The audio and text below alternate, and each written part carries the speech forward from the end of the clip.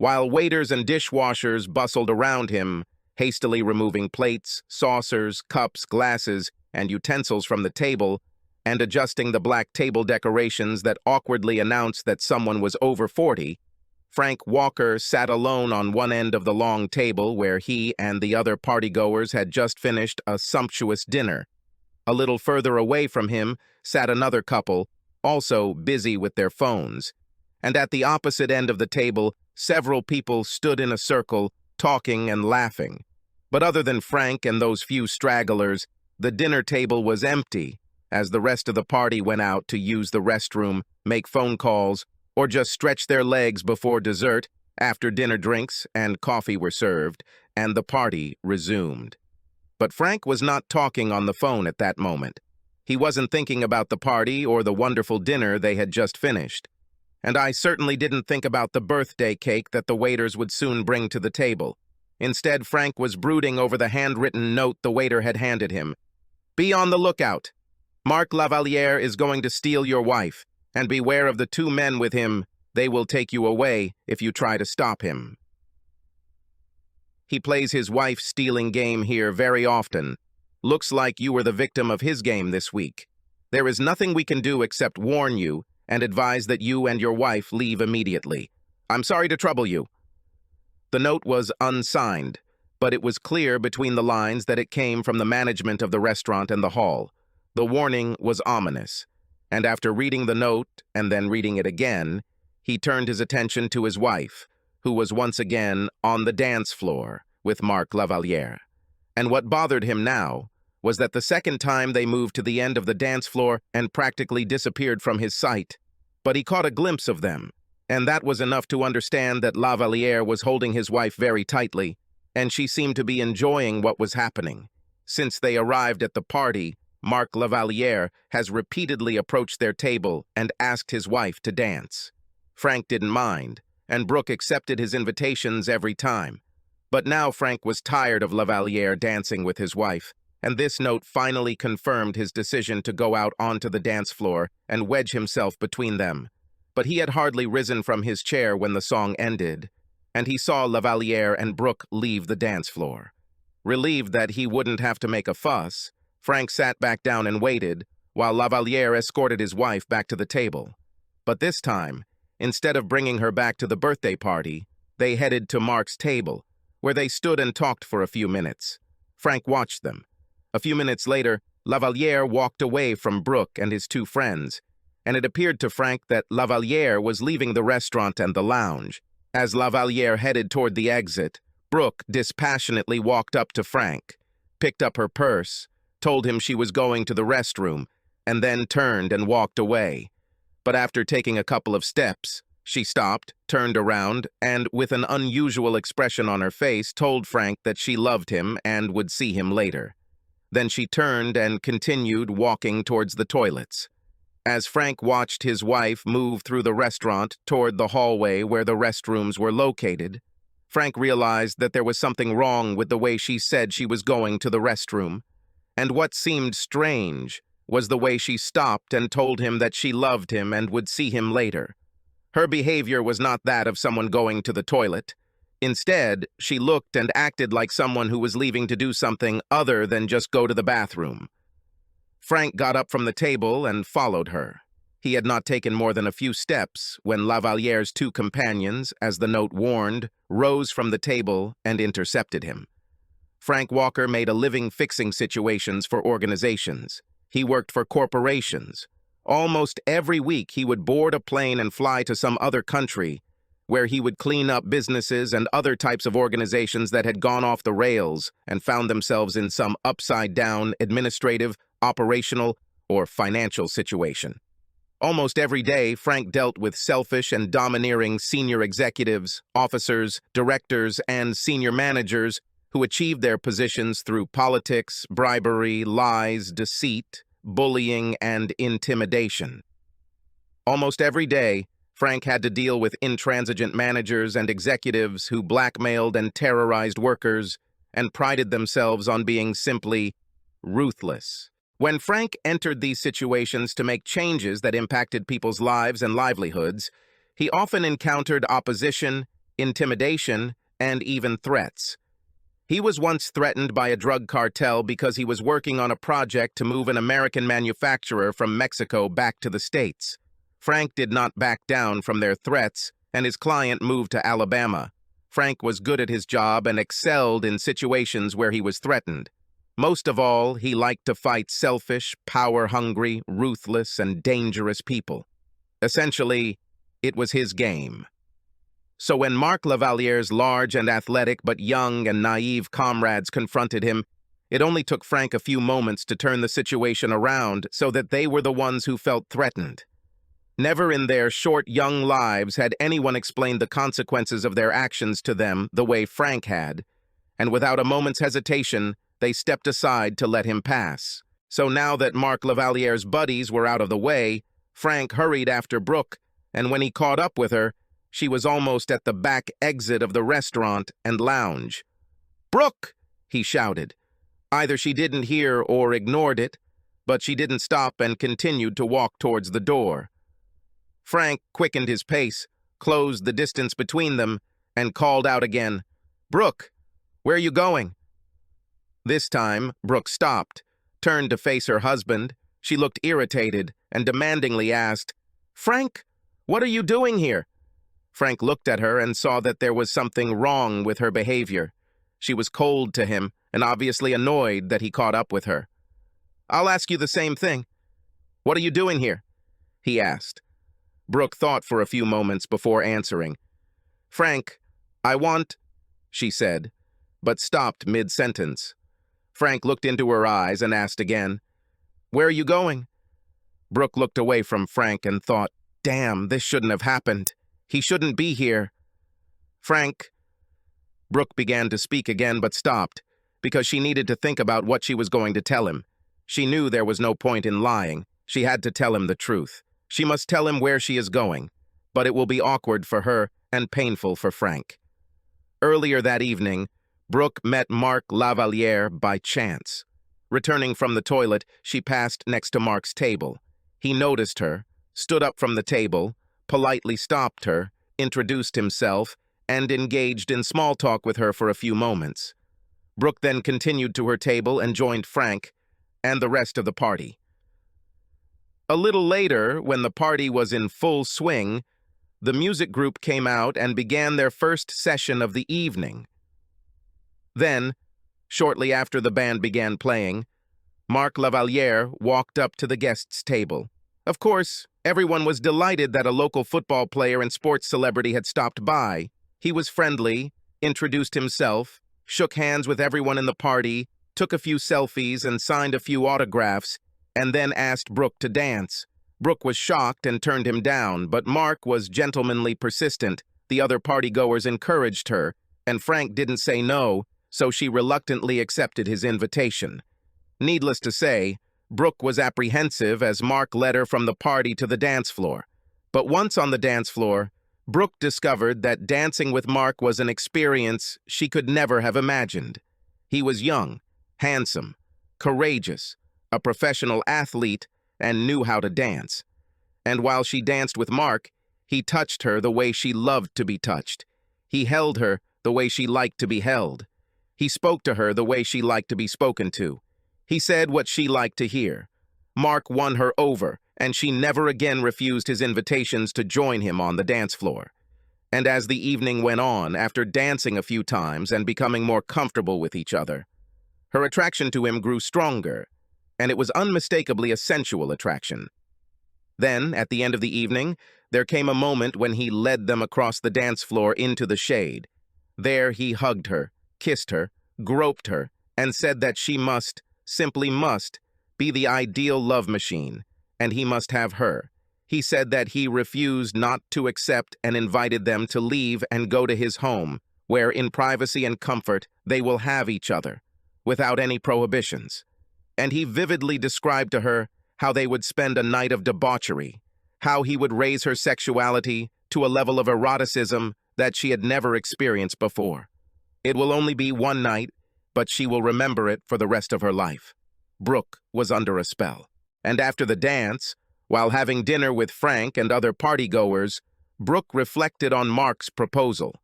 She felt uneasy at the thought of leaving Frank and the party and going with a virtual stranger to his home. But the thrill of spending the night with Marc Lavaliere sent chills down her spine, ran trembling, and she realized that, without a doubt, she wanted to go with him. But Brooke had a dilemma. She was always faithful to Frank. I never thought about cheating in their marriage. But this does not mean that handsome and attractive men never attracted her attention. Of course, they did. Human nature is such that it is attracted to trophy specimens of the opposite sex, and perhaps the same sex. But for Brooke, it was always just looks and never touches. Until tonight.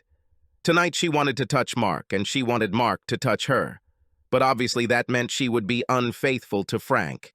He will break his vows. She would betray his trust in her. So she needed to justify what she was going to do. She needed a compelling justification for her betrayal. A rationale she could live with tonight and beyond, and which she hoped Frank would accept as best he could. So she decided that she would go with Marc because he was special. He is not an ordinary man. Rather, he is a professional athlete, a star player, and a local and national sports celebrity. But even more, according to Brooke, he is courteous and gallant.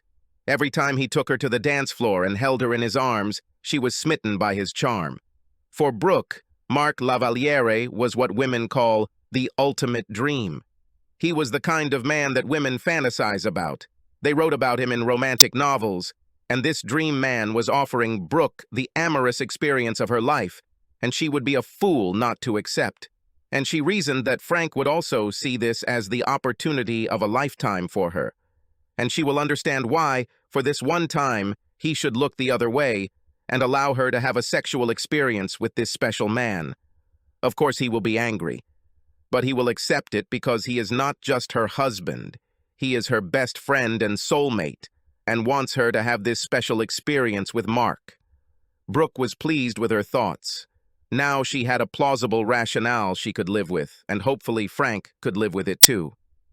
But honestly, deep down in her mind, Brooke knew that the real reason she went with Marc was because of the way this young, strong, and masculine man had boldly told her that she belonged to him today, and that he was going to take her to his home and have sex with her all night until the next morning. And she decided that she would never give up such an experience, because, she reasoned, in addition to being married to Frank, she was a woman, and the woman inside her was not going to pass up the opportunity to have such an exciting sexual experience with Marc Lavaliere. So her decision was made, and when the birthday dinner was ending, the group returned to the hall and began a new session.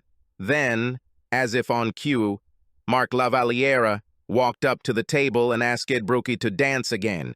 But this time Frank was visibly annoyed and objected to the fact that he constantly asked his wife to dance, but Brooke dodged her husband's objections and agreed, saying that the orchestra was playing one of her favorite tunes and this would be her and Marc's last dance.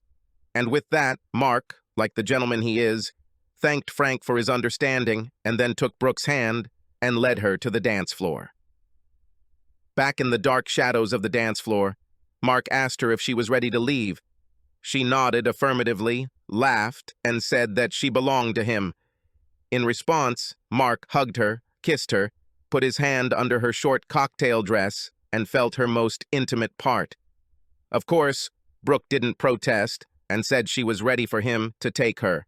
They finished the dance and Marc led her off the dance floor to his table. There he said that he would take his car and pick it up at the back exit, located at the end of the corridor where the toilets were located. He also told her not to worry about her husband, that his teammates would deal with him. They will explain to him where she is going, that it is her choice to go with him, that she is safe, and that tomorrow he will bring her home. And he told her his friends would make sure that her husband did not interfere and certainly did not create any problems. Brooke listened to Marc and believed him, but now she stood at the back exit and was preparing to leave with him, but it was obvious that something had gone wrong in Marc's plan. Because her husband was here, he stopped her on the way out and demanded an explanation. "Brooke, I'm waiting. Tell me where you're going," Frank told her.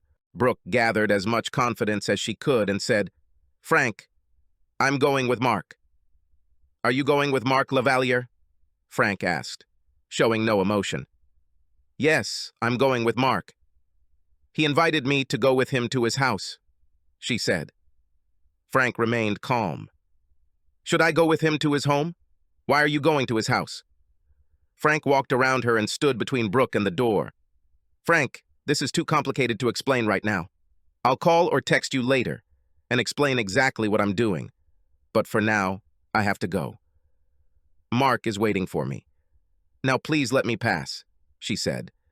Frank continued to remain calm. "No, Brooke, I won't let you pass me by, and I don't want you to call or text me after. I want you to explain to me what you are going to do right here and now," he said. Brooke moaned. "Oh, God, Frank, please, please don't make a scandal out of this." "Just let me go, and I'll explain everything later," she told him. "No, Brooke, I want you to tell me right now what you are going to do," Frank demanded in a raised voice.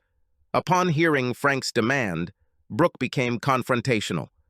"Frank, you are not my commander, so get out of the way and let me pass," she shouted back. "No, Brooke, you are my wife, and you are not going anywhere until you tell me what you are going to do," Frank shouted back to her. Realizing that Frank wouldn't let her leave, Brooke realized that she would have to tell him why she was leaving and what she was going to do. So she sighed in nervous frustration and began to speak. "Frank, I know this sounds terrible, and, honestly, I can't believe I'm doing this, but I'm going home with Mark and hanging out at night," and quickly added, "But, Frank, this is only for today, and tomorrow he will bring me home."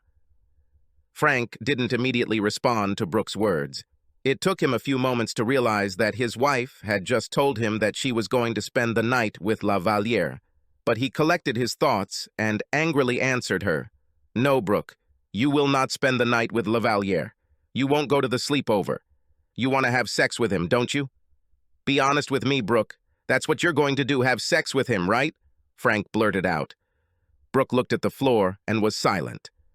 "Am I right, Brooke?" Frank demanded. Brooke continued to look at the floor and didn't say anything. "Brooke, I'm right?"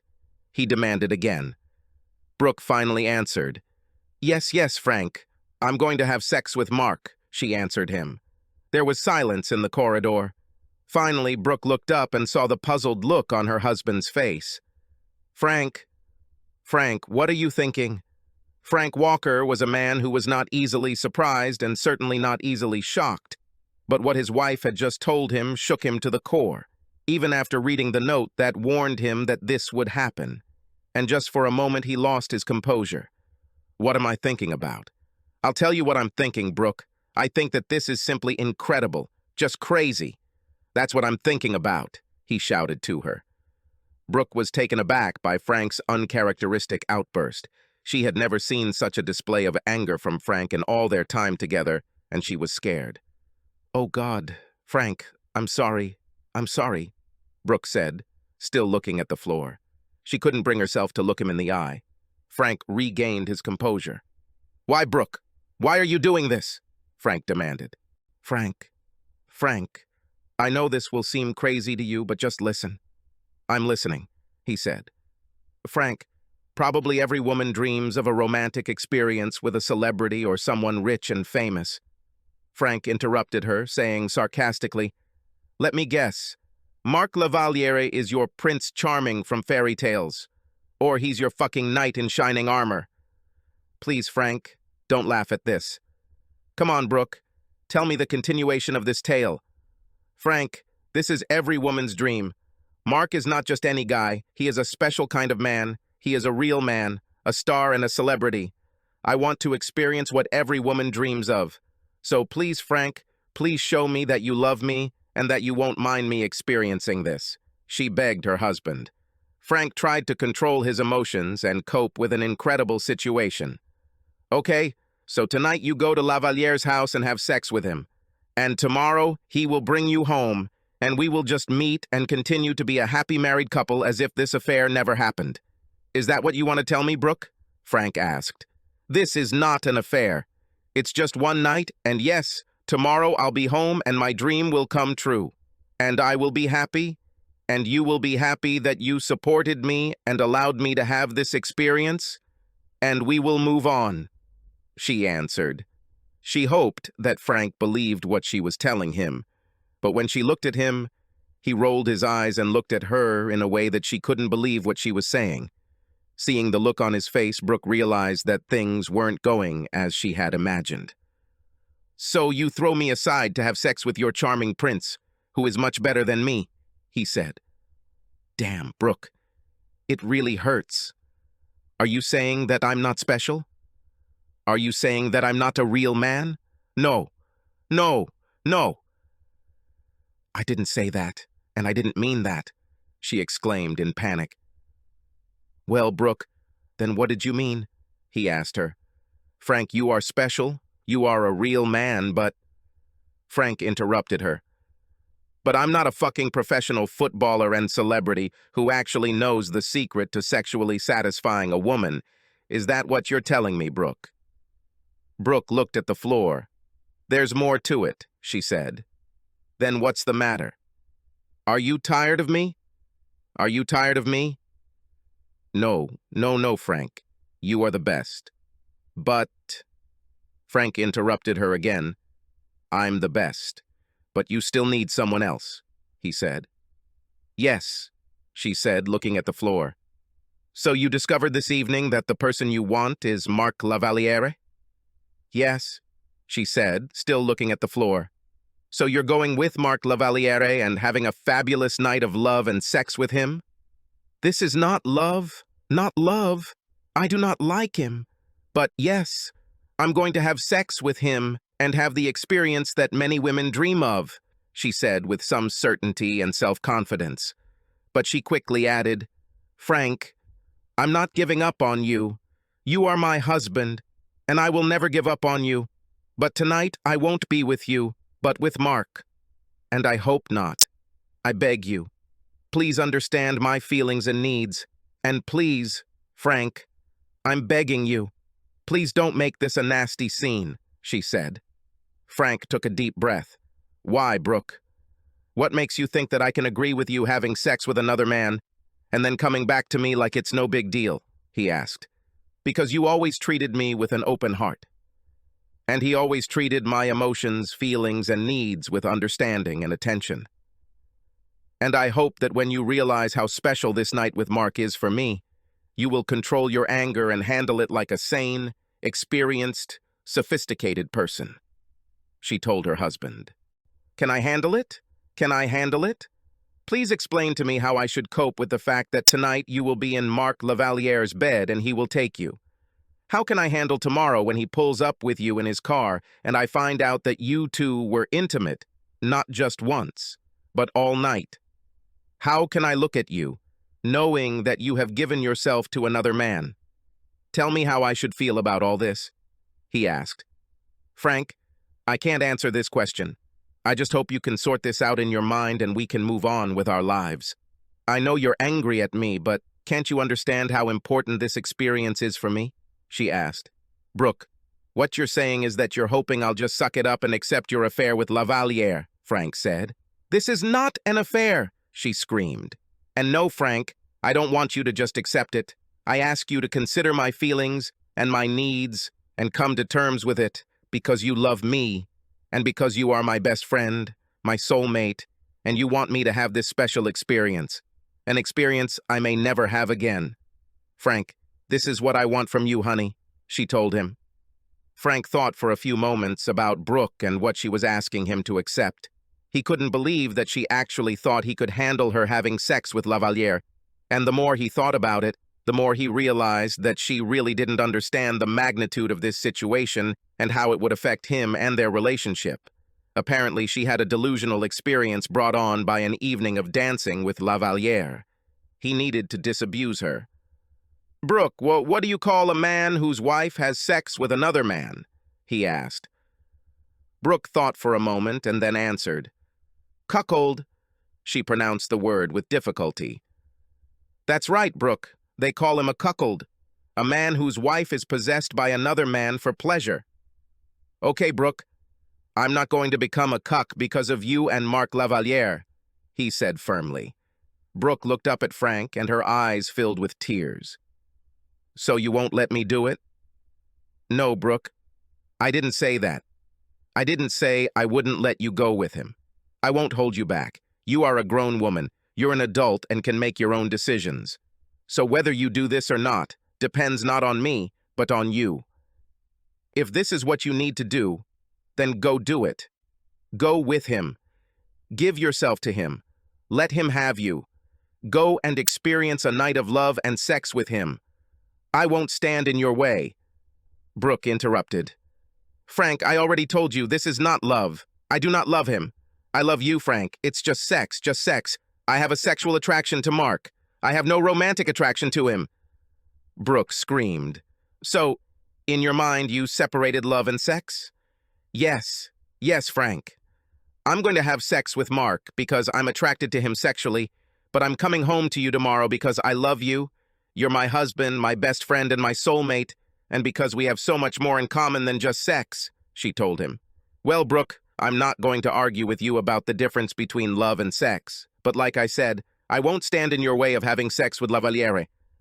Brooke looked at Frank. Does he accept it? She thought to herself. Brooke, if this is what you want to do, then do it. But Frank paused and thought about what he was going to tell her. But what? What? What, Frank? She begged him to tell the rest. Look at me, Brooke. Brooke raised her head, and they looked at each other eye to eye. But before you walk through that door, we will end our marriage right here and now. Brooke panicked. Shall we dissolve our marriage? What do you mean we will dissolve our marriage? She screamed. I mean, when you walk out that door, we won't be married anymore. You will no longer be my wife, and I will no longer be your husband. We will remove the rings and renounce our alliance right here and now. We'll deal with the formalities later. But as far as I understand, our marriage will be over before you walk out the door. And before Brooke could say anything, Frank quickly added, and tonight, when Lavaliere takes you, I won't be a cuckold because you won't be my wife, Frank said. Suddenly, Brooke became hysterical. No! No! No! No! No! I won't do this, Frank! I won't do this! Brooke screamed. No? Well, we've agreed, Brooke. So what do you want? He asked. I don't know, she said tiredly. Nonsense, of course you know what you want. You want to sit on 2 chairs. You want to spend the night in Marc Lavaliere's bed and then come home to me, Frank told her. Brooke cried uncontrollably. You're really serious? You're serious, aren't you? If I go out with Marc for even one night, will you divorce me? Yes, he said completely seriously. Brooke's mood suddenly changed from panicked to angry as she saw her reasoning for spending the night with Marc crumble right before her eyes.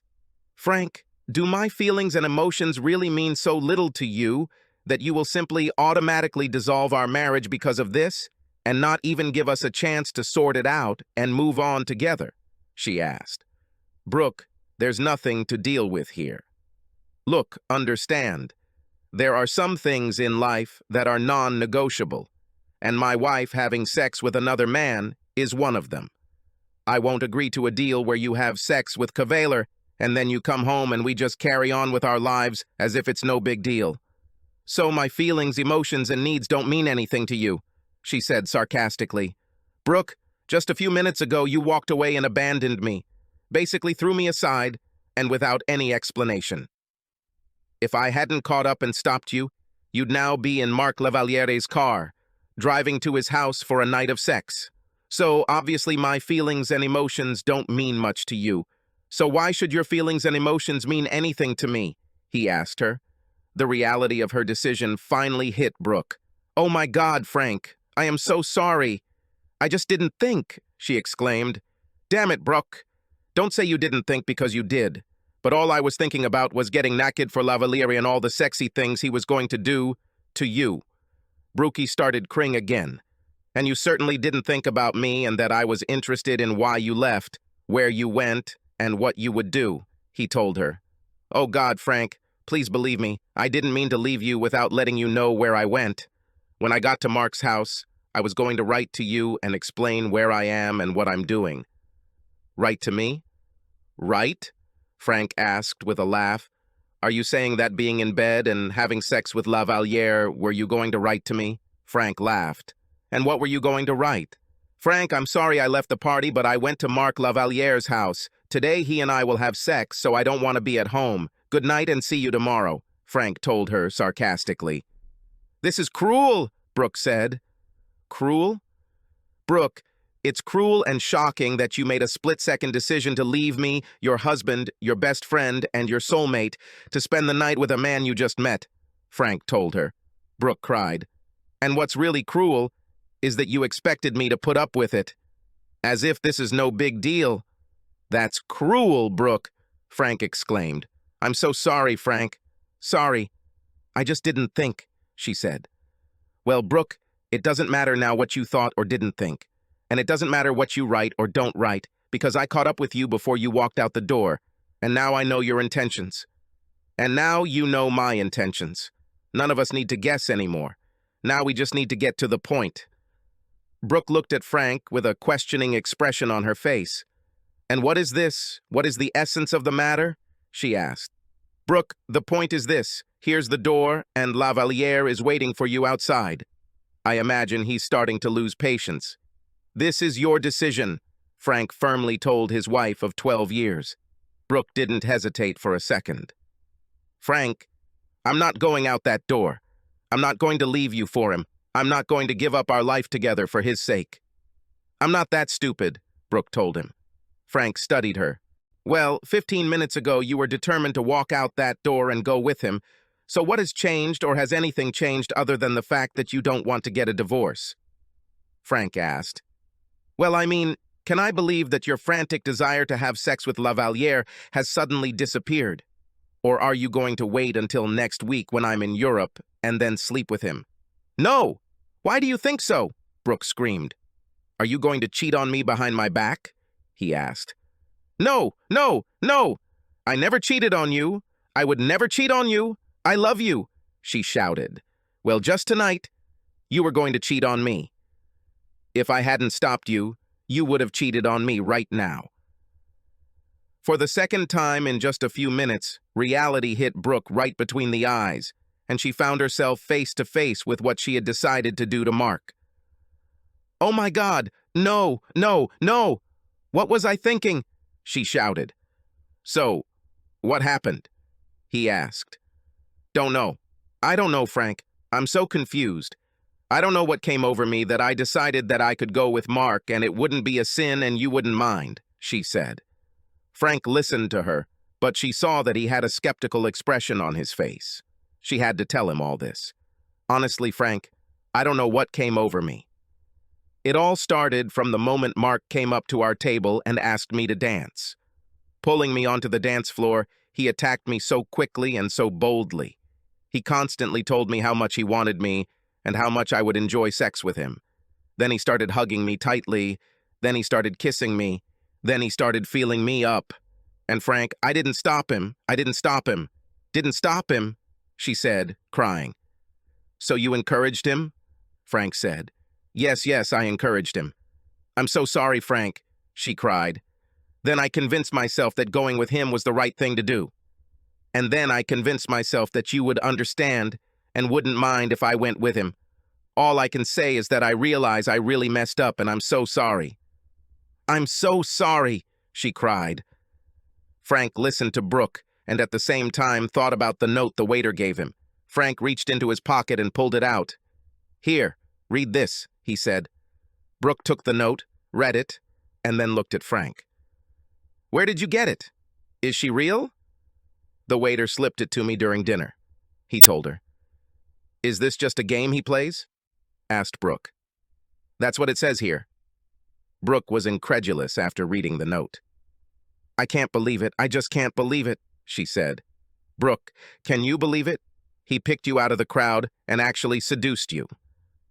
He manipulated you and fooled you," Frank said. Brooke continued to read the note over and over again. "What he did to me was just a game. Yes. Is everything he told me just a game? Yes, Brooke.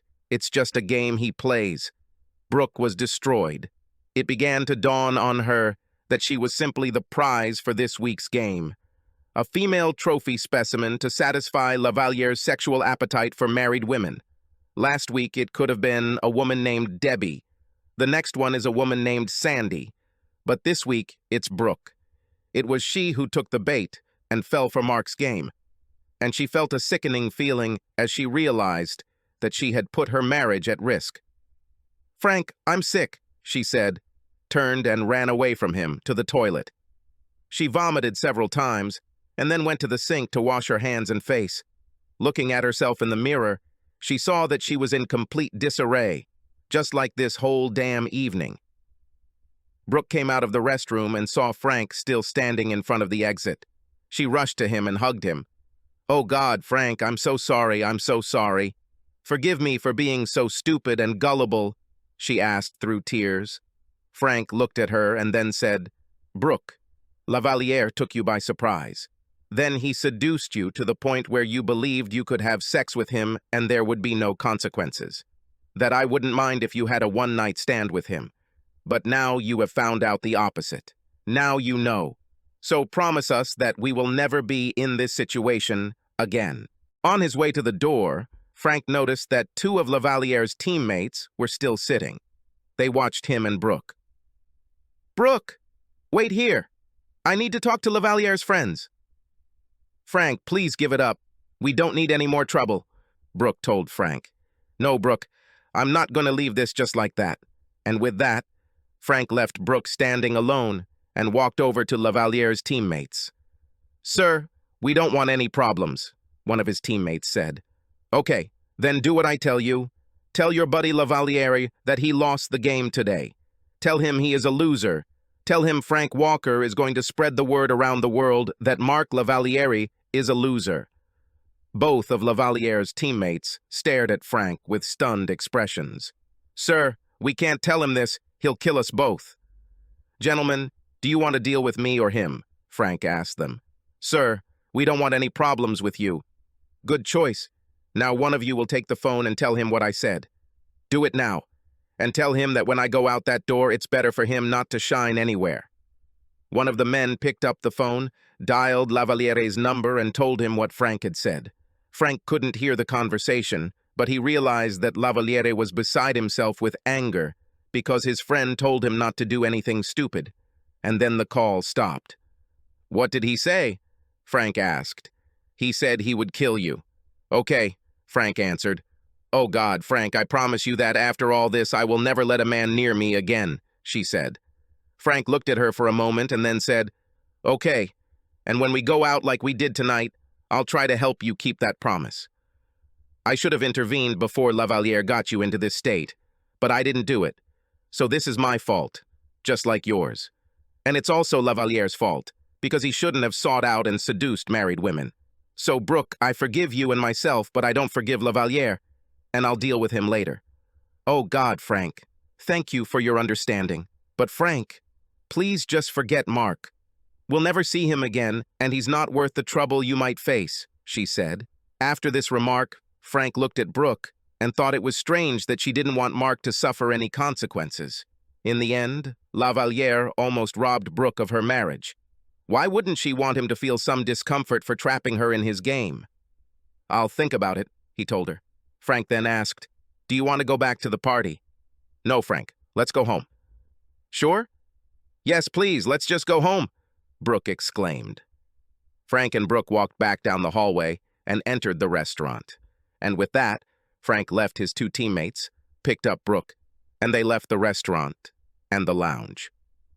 On the street, Frank gave the parking ticket to the valet, and then they, along with several other couples, waited for their car to be picked up. While they were waiting, an SUV roared up to them, braked in front of them, and the passenger side window rolled down. An angry Mark Lavaliere sat inside the SUV. "Come on, Brooke, you said you wanted to come with me, so come on, get in the car," Mark shouted. "She won't go with you, Lavaliere," Frank told him.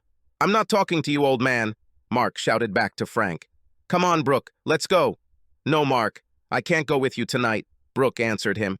"Brooke, come here and get in the car. Let's go now," Mark Brooke shouted. "La Valliere, she won't go with you." "You lost the game. You're a loser. Now get out of here, loser, and leave us alone," Frank told Mark. Being told he was a loser in front of a group of people who were most likely his fans instantly infuriated Mark. "I'll show you who the loser is, you piece of shit," Mark shouted, getting out of his SUV. Frank asked the people waiting for their cars to move away because the situation could become dangerous. He then moved toward the front of the SUV on the driver's side, where he encountered La Valliere brandishing a large semi-automatic handgun. La Valliere was beside himself with rage. He lost Brooke, and now he's been publicly humiliated. Frank studied La Valliere, and his behavior reminded him of a scene in the Masai Mara in Kenya when he watched a lion and hyenas fight over the lion's prey.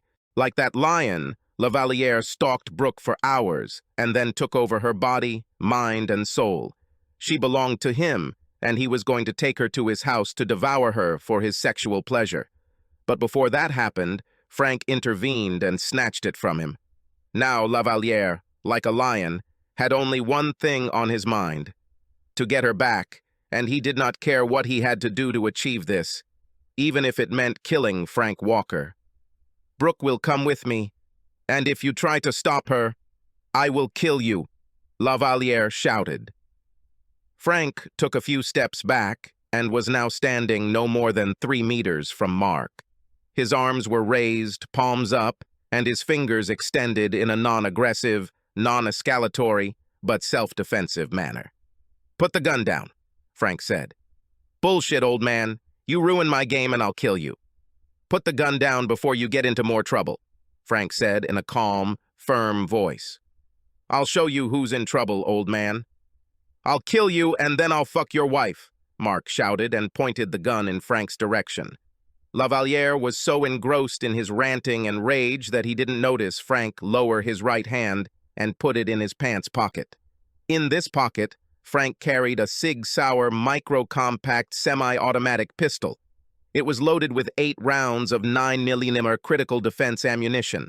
1 cartridge is in the chamber, and 7 cartridges are in the magazine. Frank was licensed to carry a SIG pistol and regularly trained to use it in self-defense situations like the one he was in now. Frank hadn't had to shoot a person in years, but when he was in the military, he saw action and actually killed several people, both with a pistol and at close range. So now, faced with an armed and aggressive Mark La Valliere, the memories of that experience came flooding back to him, and he instinctively knew how he needed to act in this life-threatening situation. Therefore, with his hand in his pocket, Frank decided that he would now end this confrontation. And he decided that he would shoot La Valliere. His rage, death threats, gun pointing, and proximity to Frank created a situation that justified the decision to shoot to kill. Having made this decision, Frank quieted down La Valliere's ranting and rage. He calmed down and controlled his breathing. He focused on what he had to do: smoothly remove the pistol from his pocket, raise it to the firing position, aim at La Valliere, and quickly fire 2 accurate shots. All movements of the pistol had to be precise, and the entire process had to be completed in less than 3 seconds. Otherwise, La Valliere would likely return fire, and they would end up in a firefight, something Frank wanted to avoid. Focusing his gaze on La Valliere, Frank pulled a pistol from his pocket. It was a smooth extraction, just what he needed, but just as he was raising the gun to the firing position, 3 quick shots rang out behind Frank to the right. At the same instant, Frank saw La Valliere's body shake as the bullets hit him, and then he saw La Valliere collapse to the ground. Having recovered from the unexpected shots, Frank thought, "What the hell?" And, turning around, saw that the shooter was still aiming his pistol at Mark's body lying on the ground. Frank quickly pulled himself together and addressed the shooter. "I think you did it. You can put the gun down," Frank said. "He was going to kill you," the shooter said, lowering the gun to her side. "Yes, that's what he said," Frank answered and asked, "Who are you?" "I'm an off-duty cop and I work security here. the shooter told him as they quickly approached Lavaliere. "Oh, good, well, I'm glad you're here," Frank said. "Yes, I'm glad I'm here too," she said. Frank and the security officer knelt next to Lavaliere, who was alive and conscious, but groaning in pain from 3 gunshot wounds. "What's happened?" Mark moaned. "They shot at you." "Lie still," Frank told him. "Did they shoot me?" "Yes, you were shot," Frank said. "Who shot at me?" "I shot at you, Mark," the officer told him. Mark looked at the officer. "Marjorie?" "Yes, Mark," she said. "Oh my gosh, Marjorie, why did you shoot me?" Lavaliere asked breathlessly. "Because you were going to kill this man," Marjorie told him. Mark was breathing heavily and losing blood. "Oh God, I'm in so much pain, please help me." "I called the ambulance doctors. They're already on their way. Stay still and hold on," Marjorie told him. Lavaliere was breathing heavily. "I didn't mean to kill him. It's just a game," Mark said, catching air. "Pointing a gun and threatening a person is not a game," Marjorie told him. "Marjorie, you know this is a game," he told her in a weak voice. "Mark, how many times have I told you that your game will lead to you being killed?" she said in response. "I know, but it's just a game. It's just a game. I was just playing a game," he gasped. "Oh God, I'm so cold. Why am I so cold?" Then he looked at Frank and said, "Please, sir, I'm so thirsty. Please bring me some water." Frank turned and shouted to the audience to bring water for Lavaliere. Lavaliere was bleeding quickly, and Frank knew that even if the paramedics arrived right away, there was nothing they could do to save him because he had already lost too much blood. For a few more moments, Lavaliere continued to beg for help, but then fell silent. He was unconscious from loss of blood. Then, after a few more minutes, his breathing stopped. Frank checked for a pulse, checked again, but there was none. He was no longer there. Mark Lavaliere has died. It was already well after 11:30 at night when the police allowed Frank and Brooke to leave the restaurant and lounge. They and other witnesses to the confrontation and shooting were interviewed by police officers, detectives, special investigators, internal affairs officers, and even an assistant district attorney. Frank and Brooke testified about their contacts and involvement in Mark Lavaliere's affairs, and Frank issued a separate statement supporting the off-duty police officer's decision to shoot Lavaliere, and went on record saying she saved his life. But finally, after an evening that started with simply attending a birthday party and ended with them being involved in the murder of a local sports star, Frank and Brooke were returning home. They rode in silence for some time. Neither of them uttered a word. Finally, Brooke broke the silence. "Frank," she said. "Yes," he answered. "Are you disappointed that you didn't kill him?" she asked. Without a moment's hesitation, Frank answered, "Yes." Brooke thought about his answer and how his reaction was immediate and unconditional, and she heard the anger in his voice. Frank was denied satisfaction and was angry that the situation with Lavaliere ended with a female security officer committing the murder. When Mark confronted them in front of the restaurant, Brooke knew without a doubt that this was now Frank Walker's game, and she knew that, most likely, it would not end well for Mark.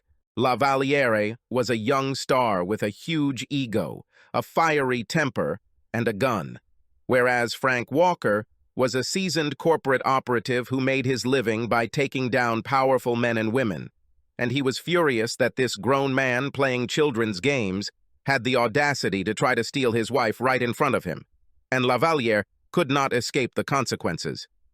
Brooke was well aware that Frank was armed and knew that he had deliberately lured Mark into a situation where he would most likely kill him. Telling Mark that he had lost the game and calling him a loser was nothing more than bait, and of course, Mark fell for it, which sealed his fate. So either way, Brooke knew Mark Lavaliere was a dead man before he even got out of his SUV. And, watching the confrontation between her potential lover and her husband, she was very upset because she was the one who caused Mark's death. If he had not chosen her, and if she had not agreed to go with him, he would still be alive. But for some strange reason, fate intervened and an off-duty officer shot and killed Lavalliere, innocently thinking he was saving Frank's life, but instead denying Frank the opportunity to make Lavalliere face punishment for trying to steal his wife. But she also saved Brooke from having to live with the knowledge that her husband killed Mark because of her. "Well, I'm glad you didn't kill him," she told him. "Why?" "Because it was better that the officer killed him." "Why?" Frank asked her. "Because we would be in trouble," she said. "You mean with the police?" "Yes, and with the media," she said. "Yes, if I had killed him, the police and the media would have tried to make a dirty story out of it, but it would have been a clear case of self-defense. He behaved inappropriately. He had a gun and pointed it at me. He threatened to kill me more than once, and he was only 3 meters away from me. So it would be a justifiable situation, self-defense, shoot to kill, whether the police and the media like it or not," he told her. "Yes, but the media would ask questions and analyze why you killed him and not wounded him," she answered. "Of course, it's their job to ask questions, make guesses and express critical opinions. But the fact is that he was armed with a deadly weapon and could have killed me even if he had been wounded. Therefore, for my own protection, self-defense, I would have no choice but to go for the stopping blow," he replied. "Oh," she said, thinking about what he had told her. "It will still be unpleasant in the media, even if I didn't kill him." "Some of the blame will be placed on me," Frank told her. "And they will put it on me," she said. "Yes, they will. So be prepared for the fact that they will come for us. Our lawyer will help up to a certain point, but only up to a certain point. You can be sure that the media will twist everything so that he was killed precisely because of you and me. There may be lawsuits and counterclaims, but don't worry, we can handle it. And we will emerge victorious. Because in the end, he seduced you, attacked us, and threatened me, so we are victims," Frank told her. Then he added, "But remember, he was a football star and a local celebrity, and here in our beloved South, football stars are considered gods, so according to the media, he is not guilty of anything. So just understand that for the next few days, all we will see and hear in the media is that poor Mark Lavalliere is dead. It will be reported that he was dancing with a woman and her jealous husband created a situation that resulted in him being killed by a guard. But eventually, the real Mark Lavalliere story will come out, and the media will calm down, because they won't be interested in telling a story about a sports hero who has a hobby of picking up married women and taking them to his home for the night for sex. That's what I want. I want it all to just go away," she said. "It will happen eventually," Frank said. They drove in silence for a few more minutes, and then Frank asked, "Are you disappointed that you didn't go and have a night of fabulous sex with him?" Brooke was surprised and stunned by Frank's question. She glanced at him. "How dare you ask such a thing?" and began to say something, but then paused, thinking for a few moments about how to answer his question. Then, in an expressive voice, she said, "No, dear, of course not." This was the lie Frank expected to hear. A simple no would have been sufficient and believable, but the long pause and the dear, combined with the of course not, were too serious and confirmed what he suspected, namely that she was thinking about the loss of her fairy tale experience and wanted to hide his disappointment from him. But the way she looked at him, her voice and her choice of words gave her away. But Frank was not surprised, because he knew that Lavalliere had awakened in Brooke the idea that she was more than a wife, that she was a woman, and that it was her right to indulge in sex with a man who was not her husband. While they danced, Lavalliere talked to Brooke about sexual things that usually go unspoken, even between husband and wife.